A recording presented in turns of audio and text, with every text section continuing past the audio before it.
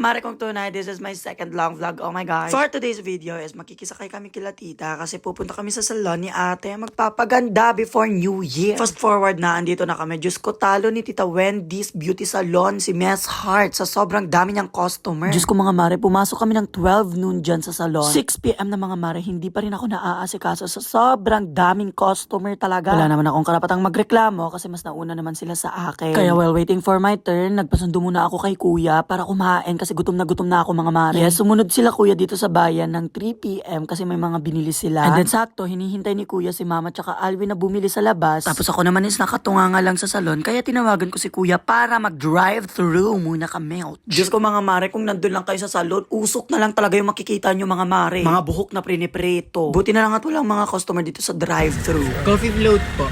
Siya. Large po. Dalawa. Ilan pa? Dalawa. Dalawa daw po. May isang tuman nga double cheeseburger, kuya, with fries. Diyos ko mga mare, finally naka-order din ako ng food for myself kasi sobra talaga yung gutom ko mga mi. Hindi ako makalabas-labas ng salon kasi I was waiting for my name to be called. ML. Oo nga, hinihintay ko yung pangalan kong matawag para ma-start na yung buhok ko pero wala talaga.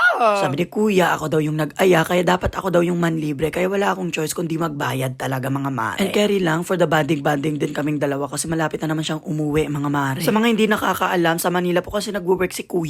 Right after the moment na nakapag-order na kami ni kuya, tumawag na si ate kasi hinahanap na raw ako ng may-ari para ma-start na raw yung buhok ko. Pero sabi ko nga sa kanila, ako nga naghintay ng ilang oras kaya dapat sila rin maghintay, di ba? Hindi, sabi ko, unahin muna nila yung mga nandun kasi hindi ko na talaga malabanan yung gutom ko mga mi. Kaya binilisan na namin kumain ni kuya tapos dumiretso agad kami for the goal. Yay! Finally, binanlawan na siya. Live me or not mga mare, so sobrang tagal na nakababad yan sa akin. 6 na oras, 6 na oras. Nahirapan sila sa pagbanlaw sa akin. Deserve.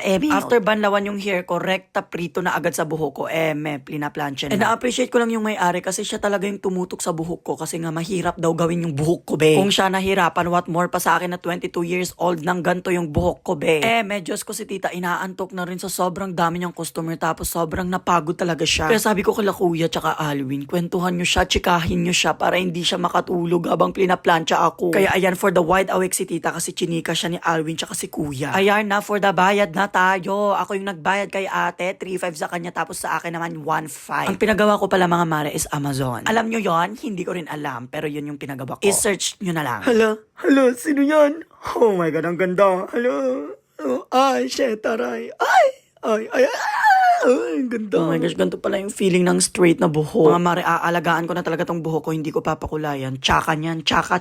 Ayan si ate. Pagka uwi namin, rekta nood ng Can't Buy Me Love sa Netflix. With mama, yan yung pinapanood niya dito sa Netflix ngayon. After Wildflower, next Descendants of the Sun, tapos next Can't Buy Me Love. Ayaw na naman niya magpahiram ng TV, be. Hindi kami makarelate sa Can't Buy Me Love na pinapanood ni mama kasi nasa episode 40 plus na yata siya. Wala kaming choice kundi makinood lang kay mama kasi hindi namin mahiram yung TV, be. Kinaumagahan pag gising ko, gumawa lang ako ng food na favorite ko. Hindi ko alam kung anong tawag dito. Basta Alvin introduced this food to me and sobrang sarap niya kaya lagi ko na siyang ginagawa. Ang ingredients niya is kipay mayo, century tuna rice, sesame oil, mix, tapos i-coat mo lang siya sa seaweed, tapos rekta kainin mo na. Malaki masyado yung seaweed na nabili ko, kaya I cut it into 4 pieces. Ay, taray, di ka mag-English. Ito na yung nagiging comfort food ko pag malungkot ako, pag stress ako. Yep, I always crave for it sa sobrang sarap niya mga mi. Try nyo rin, masarap siya. Sorry na rin mga mare kasi hindi ako masyadong nakapag-film ng New Year sa sobrang busy and excitement. After mas ayan kami, magpe-picture taking lang with the whole family and we're just waiting for our turn. Kasi marami pang nagpe-picture sa harap.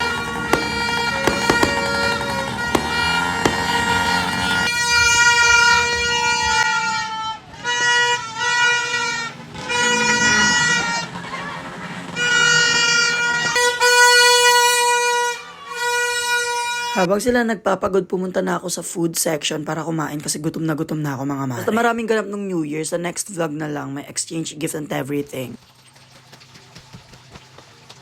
Tinuloy kong mag-jump kanina kasi nag-e-expect pa rin akong maitatangkad pa ako.